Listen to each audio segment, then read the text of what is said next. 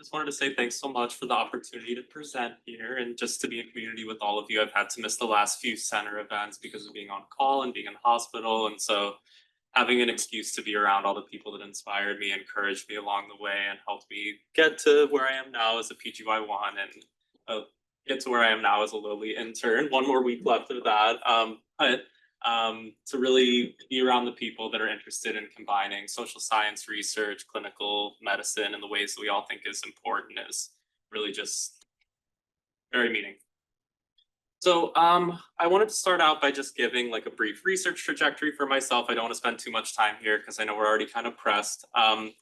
As kind of like a moody, closeted teen, I read The Stranger by Albert Camus and got into existentialism. And then I thought, wow, oh my God, theory, there's a way to like explain what's going on in the world through ideas.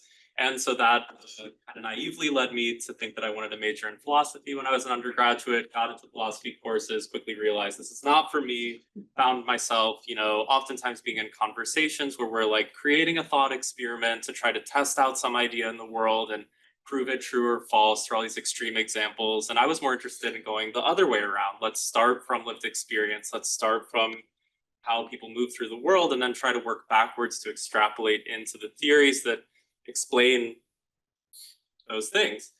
So that's how I found myself in women's gender and sexuality studies. That's where I came into contact with feminist theory, queer theory, critical race theory, post-colonial theory, really the theoretical frameworks that have influenced my work the most. That led to me doing some ethnographic work with the grassroots HIV/AIDS organization in Berlin, initially during college and then on a Fulbright fellowship after it. They don't have too much time to talk about it, would love to talk about it more, but basically they created an integration model for kids of parents living with HIV being in daycare settings with other families from the neighborhood. And then they expanded that model, working kind of in a more traditional way on integration of kids with families that had Turkish or Arab Muslim immigrant backgrounds. And so I was kind of interested in the ways that this biological or biomedical difference that's, becoming social through the ways that HIV circulates socially, how that compared to kind of this reciprocal process of how social, cultural, religious, political, linguistic difference became biologized through a process of racialization. That brings me up to applying to the MD PhD program here. Initially intended to continue with that research, but when I got to medical school, it was in 2015. It was kind of at the dawn of PrEP. PrEP first got approved in 2012. There still was very low uptake, not a lot of information about it. People were really curious about it. And I found myself in Los Angeles, really in social circles, having a ton of conversations about PrEP. When people would find out I was in medical school, they were curious about what my thoughts on it were. And I realized like, hey, I'm in medical school and I'm not talking about this. I'm not learning about this. And that inspired me to kind of shift the focus of my research to be about the rollout of PrEP in LA. So, very briefly, the main question that animated my research is a simple question and a question that's maybe kind of obvious to most people here, but still a really troubling question of just why has PrEP failed to end the HIV epidemic? When it came out, it was being heralded as not only offering the opportunity to decrease rates of HIV infection, but actually to end the HIV epidemic, to get to zero, which is kind of the phrase or buzzwords that are used to talk about the HIV epidemic. And, we have seen a decrease in HIV incidence with the rollout of PrEP, but it's been pretty modest compared to what would need to happen in order for the HIV epidemic to end. And part of the reason why is because PrEP utilization overall remains low. And not only does it overall remain low, we know that it's very inequitably distributed. Racial health disparities when it comes to HIV, which is an epidemic that's was prior to the introduction of PrEP, already marked by really significant racial disparities. We see them widening with the introduction of PrEP. And that's because the majority of PrEP users are white. So I went into this research project with the intention to use an ethnographic methodology that hinged a lot on participant observation within clinical encounters. My research happened during the height of COVID. That wasn't exactly possible in the same way, so it shifted to more of an interview-based methodology. I did 41 qualitative interviews with PrEP users and non-users in LA. I also did participant observation within a public health intervention study, the Mobile Enhanced Prevention Support Study, which is run by Dr. Naina Harawa, a professor here in the School of Public Health. And the goal of that study was essentially to increase PrEP access and adherence among men who have sex with men and among transgender women who had histories of incarceration and histories of substance use disorder. And so that also involved partnerships with harm reduction community-based organizations that I'll talk about a little bit later. So what I want to do in the talk is essentially go through 3 stories from my dissertation. I think I'm going to have to condense some of the plans that I had about how I wanted to lay them out, but I want to share the data directly from my participants to highlight some of the big themes that came out of the research, and hopefully draw it all together in the end. So the first story that I want to share is a couple that I interviewed, late 40s, early 50s, both white, live in Los Angeles. They'd been together for about 20 years when I interviewed them. They had been married for 10, and they told me very different stories about their path to PrEP, that I think help draw out some of the theoretical and methodological complexities involved in doing this kind of work.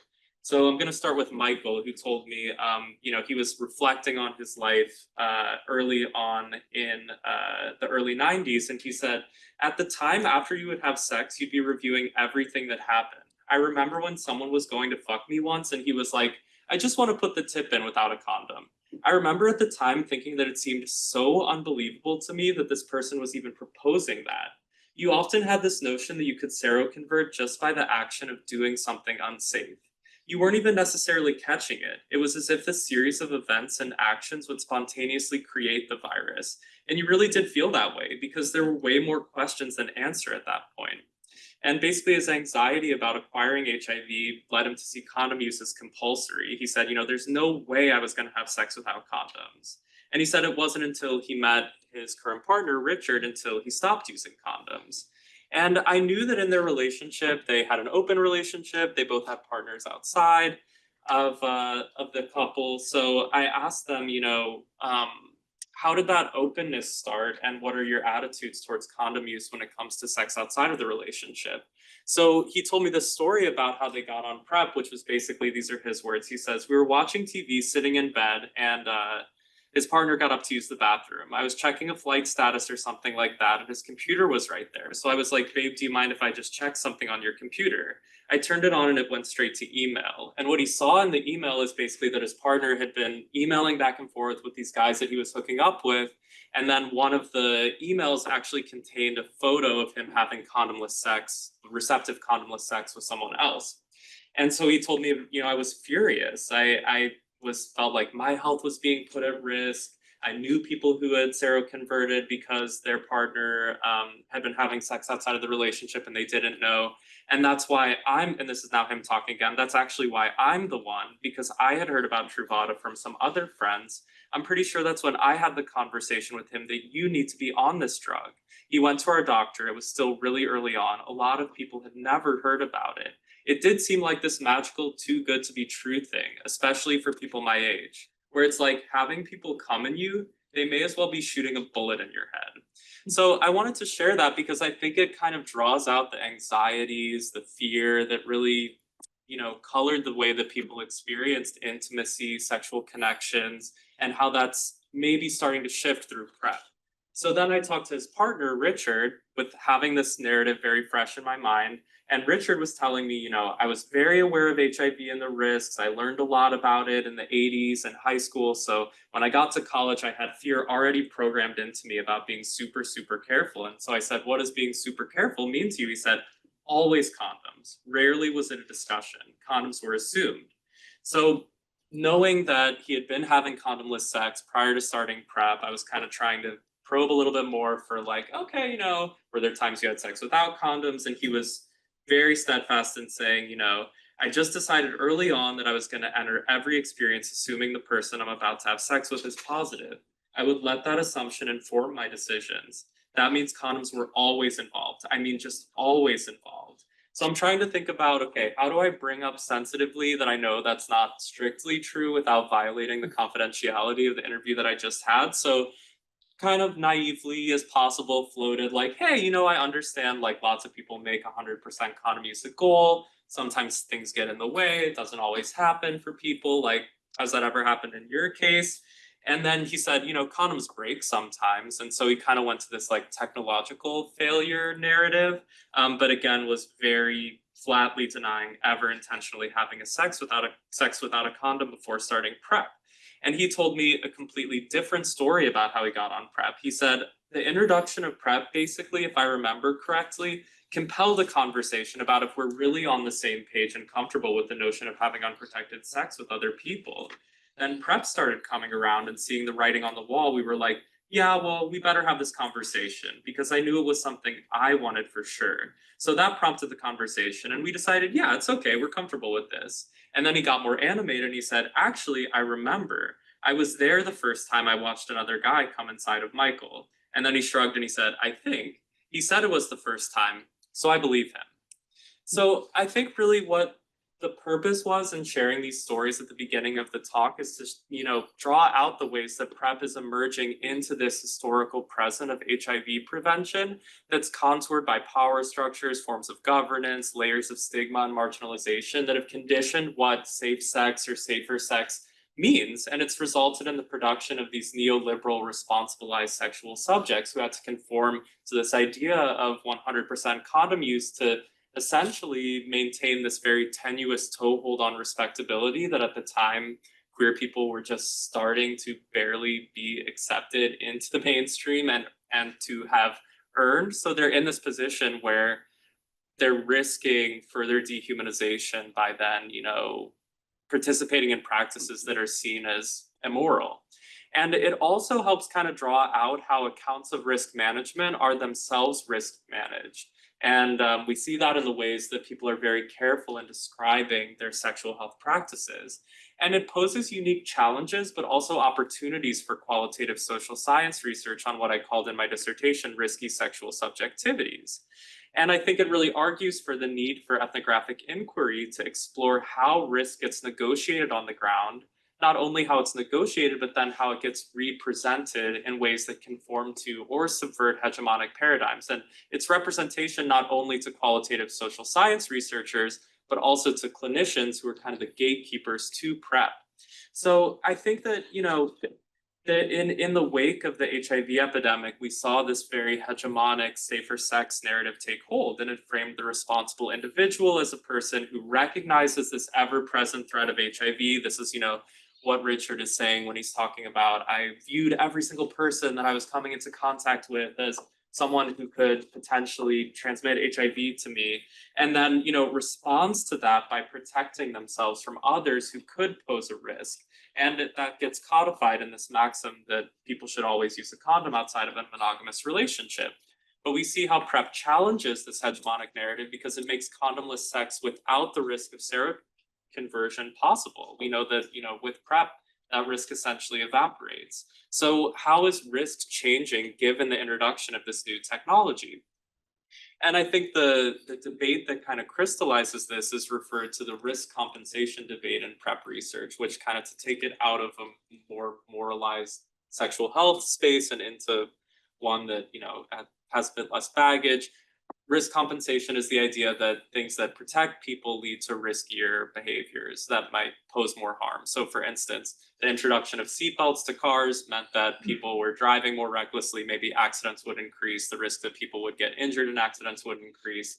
So, when it comes to PrEP, the idea of the risk compensation debate is the protection from HIV conferred by PrEP will lead to riskier sexual practices and potentially to harms that could eclipse the intended benefit of PrEP. And so whether that's framed as, HIV transmission of types of HIV that are resistant to medication treatment, or it's most commonly talked about in terms of increased rates of bacterial STIs, this really did serve as a significant roadblock to the scale up to PrEP. And we saw that skepticism coming not only from traditionally conservative voices. We even saw like the leader of the AIDS Healthcare Foundation echoing that kind of belief. And we even saw Larry Kramer talking about at the beginning of PrEP his skepticism about it. So, we saw these narratives of risk and responsibility getting rearticulated in new ways. Who counts as trustworthy? Who's considered too risky to be prescribed PrEP? They're not strictly medical judgments, they're also moral judgments.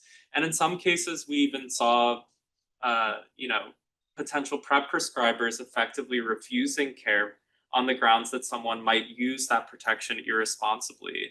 I attended a research talk about PrEP in the Department of Internal Medicine, and a senior internal medicine physician that was present asked a question that really highlights the moral worthiness concern that's at the heart of the PrEP debate when he said, I go to my doctor and I say, I'm a weird person and I have bad sexual behaviors. And the doctor says, you should become a better citizen. And I say, I have no desire to be a better citizen. I just want to get treated for STDs. I heard you could give me short course antibiotics. So there's like a brief uncomfortable silence. And then I think sensing that people were kind of questioning his credibility, he said, I've talked to people in Palm Springs about this. So there are a lot of debates about who can weigh in on PrEP, what that means, but we do know that in order to get to a PrEP prescription, you're going to have to go through someone who has the prescribing power to, issue PrEP. So that kind of helps me get to the next story that I want to share, which is of a person I met through the Mobile Enhanced Prevention Support Study.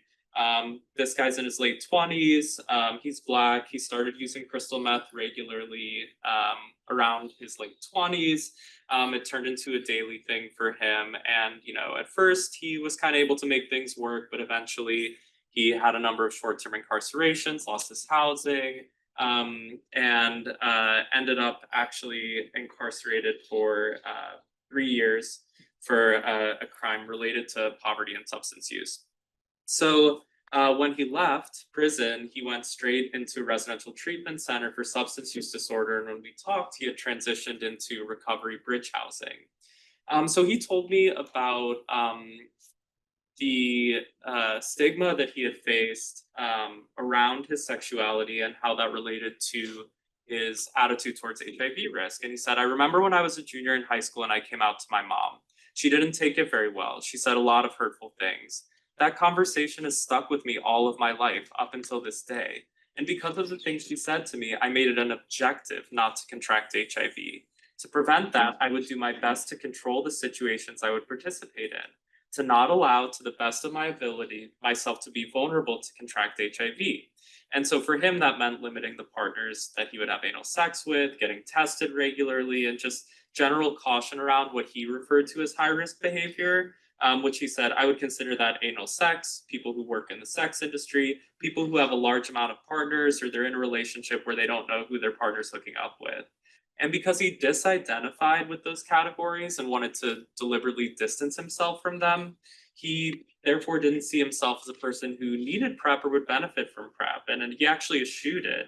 He tried to do what he could to eliminate the need for PrEP by limiting his sex life and therefore his potential exposure to risk. And so I asked him, have you talked about sex and sexuality with your primary care provider? Have you had conversations about PrEP in a clinical setting? And he said, I do have a PCP. I typically go once a year, but that's not a conversation I have with my doctor. I don't talk about PrEP. I don't even talk about that kind of stuff with my doctor. Honestly, when I go to the doctor, I typically guide the conversation. I allow him to ask the questions that he needs so he can make a good assessment. But outside of that, I'll be like, I'm not comfortable talking about that, or just not talk about it. I don't want to go down the road of talking about PrEP and having him try to convince me to take that shit. In order to avoid the emotions attached to that experience, I'll keep my answers brief. We'll get straight to the point. So I asked him what emotions are attached to that for you. He said probably anxiety, probably guilt, probably embarrassment.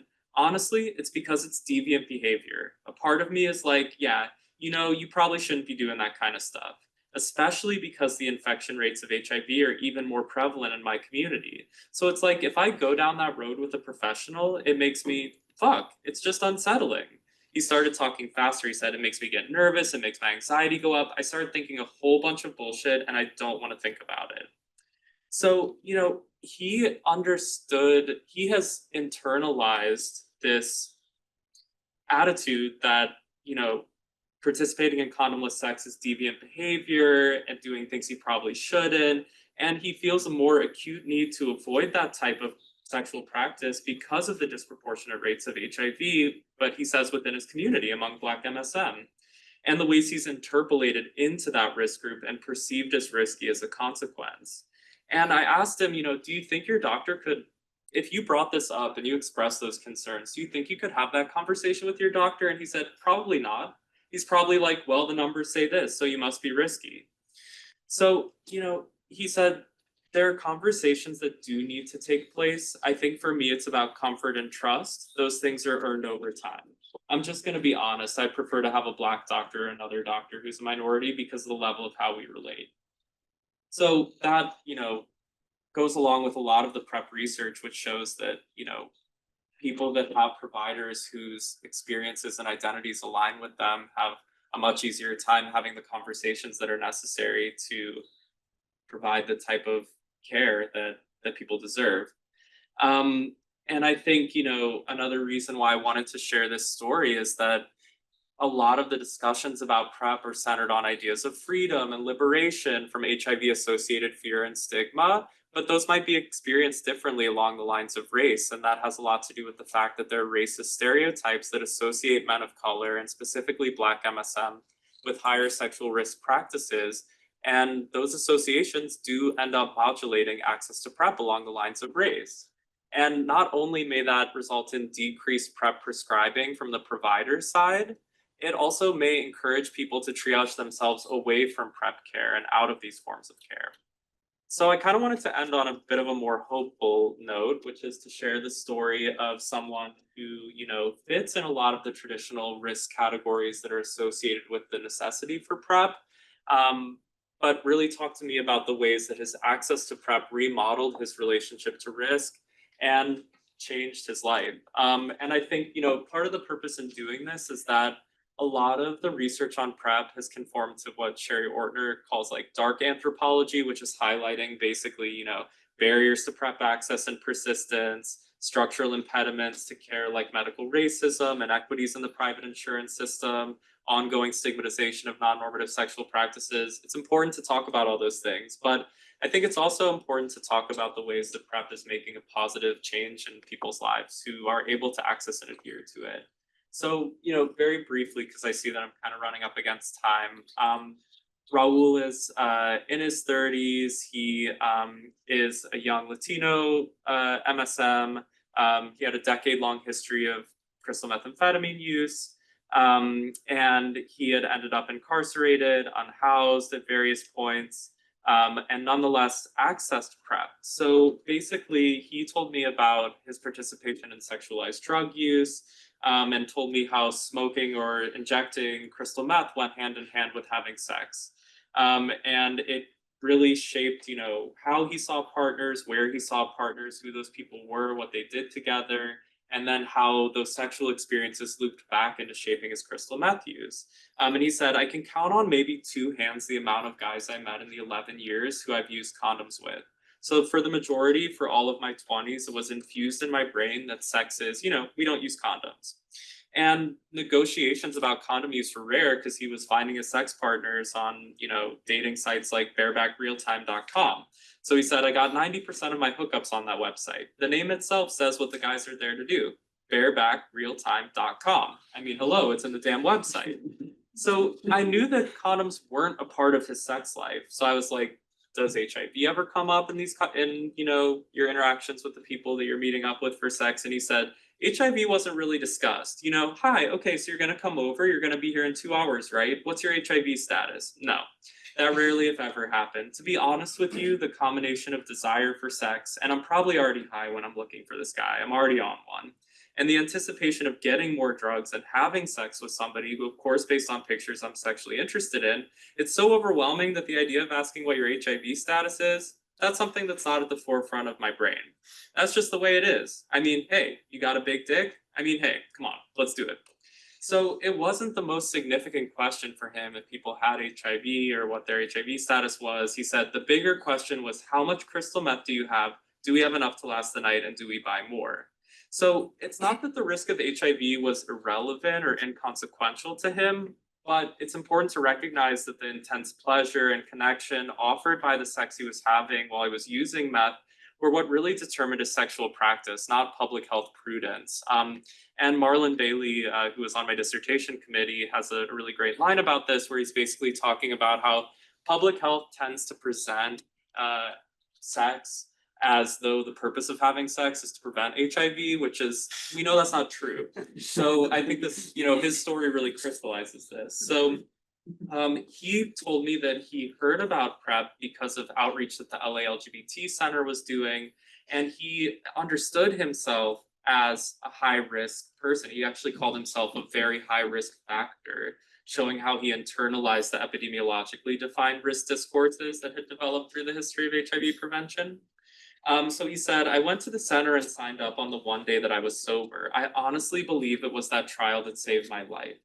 So he went on to say why. So he said, it was about 3 weeks or a month after I started taking Truvada, and I was at the Flex Spa, which is a gay bathhouse in East Hollywood. And he said, while he was there, he met up with a guy that he wanted to have sex with and use meth with. And he said, I had one prepared syringe full of crystal meth melted and ready to go, right? There was only one needle, but there was two of us that wanted to get high. The other guy was HIV positive, and he told me so. I'm HIV positive. I said, well, I'm negative. And the guy said, oh, well, I can't do it myself, meaning he wasn't able to give himself the shot. So I said, well, then let me do you first, then I can do me, not thinking, of course. So I went right into his vein, administered half of the shot. I went right into my vein and administered the rest of the shot. Direct blood to blood contact exposure of HIV. I should have seroconverted that day. I honestly thought if this medication doesn't work, then I'm fucked. I'm positive. That's it.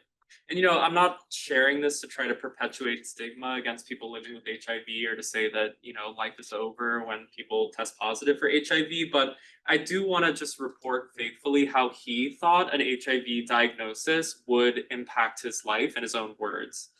So he went back to the center after this experience a month later, got a blood test, came back negative.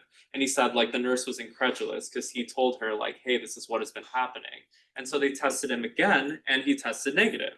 So after he had that powerful personal embodied experience with PrEP's efficacy, it became a bedrock of his efforts to remain healthy.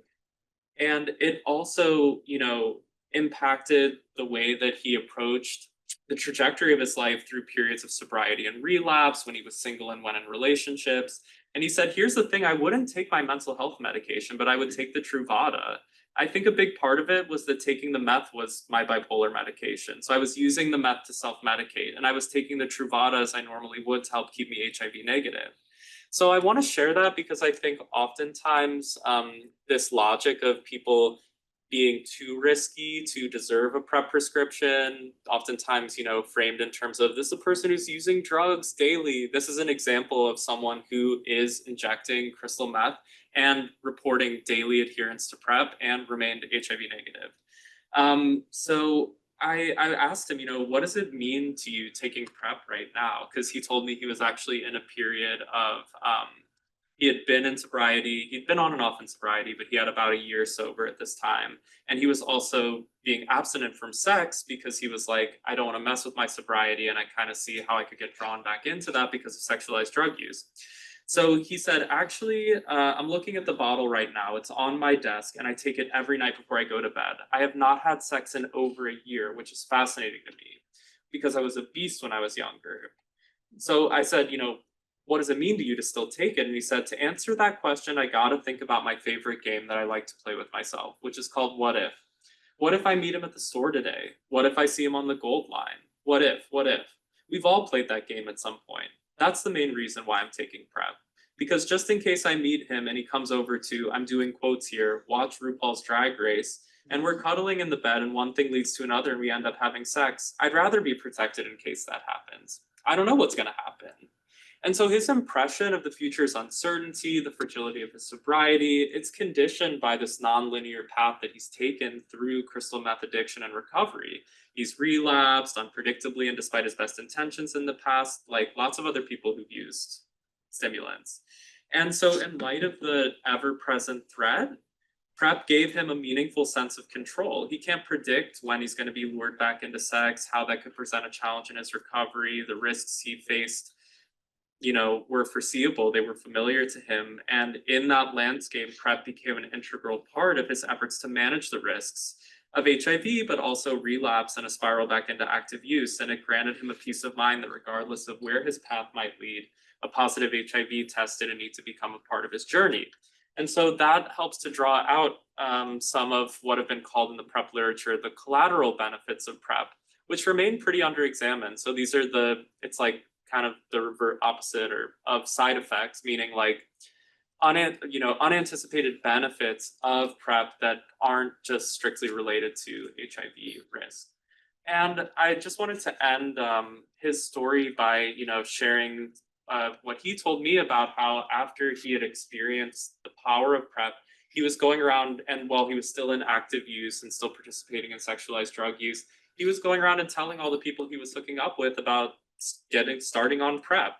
And he, told me how he'd have conversations with especially younger guys that he was having sex with who hadn't heard about PrEP, and shared with me that basically one of the major successes was that he met up with a guy who he'd been trying to get on PrEP for a couple of years, went into the bathroom after they had sex to like fix his hair or something, he said, and he opened up the medicine cabinet and saw that the guy had actually started on PrEP, and he saw this as a major success.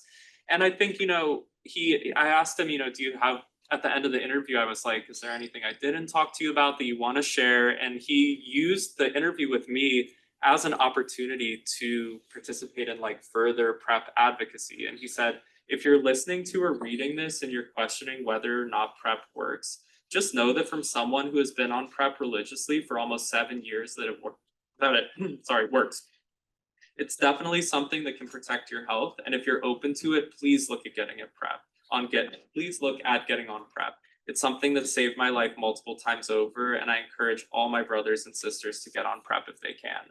So I think what this story helps us do is to reconceptualize the sexual and social networks of men who have sex with men, which are oftentimes in the public health and medical discourse just conceived as these vectors for pathogen transmission, really rather as conduits for mutuality, for care, for the dissemination of health promoting information. So I just wanted to share quickly, part of the work that I did during my dissertation ended up kind of transforming into a series of talks that I gave at recovery bridge houses across Los Angeles in association with a couple community-based organizations here, sharing information about HIV, sharing information about PrEP. We paired it with recruitment efforts for the study, and I really appreciated how Dr. Harawa, and like many of the people here, is very committed to not just parachuting in and collecting data from a community, but rather actually offering something tangible. So it was a great opportunity to get to, share information about PrEP. I don't think I have too much time left, but a few other key findings. The purview paradox limits access to PrEP. So this is referring to the fact that the people who tend to know the most about PrEP are infectious disease doctors. They also tend not to see people who are at risk for HIV acquisition, rather people already living with HIV. And then the people who are best positioned to prescribe PrEP are like family medicine providers. I would add potentially psychiatrists to that, but tend not to be educated about PrEP or see it as falling within their purview. My research also showed how moral judgments about substance use and stigmatized sexual practices interfered with PrEP prescribing. And I didn't really get to address this too much in the talk, but I also did a lot of work looking at the ways that technological solutions like PrEP to social problems like HIV transmission end up exacerbating health disparities. So there are associated future directions with those findings. So we know that providers who could potentially prescribe PrEP maybe aren't. So I wanted to think about creating a PrEP curriculum for psychiatrists and evaluate that via qualitative research. Psychiatrists talk with people a lot about their substance use practices, about their sexual practices, and the monitoring that's associated with PrEP prescribing is honestly very minimal. So I kind of want to see about expanding PrEP prescribing through utilizing psychiatrists as a prescriber base. As far as thinking about how moral judgments about substance use and sexual practice interfere with PrEP prescribing, I want to continue collaborating with harm reduction community-based organizations to advocate both for PrEP scale up, but also to explore other medication-assisted strategies like medication-assisted treatment for methamphetamine use disorder, knowing how methamphetamine use and sexual practices that increase risk of HIV acquisition go together. And then as far as the finding about how technological solutions to social problems can exacerbate disparities, continue scholarship that informs advocacy for structural change, and ideally towards universal healthcare access and regulation of pharmaceutical companies who are profiting from these health inequities and kind of gaining customers for life through moving into the prevention arena rather than the treatment arena. So with that, wrap it up, and I'd love to talk to anyone at lunch who has questions.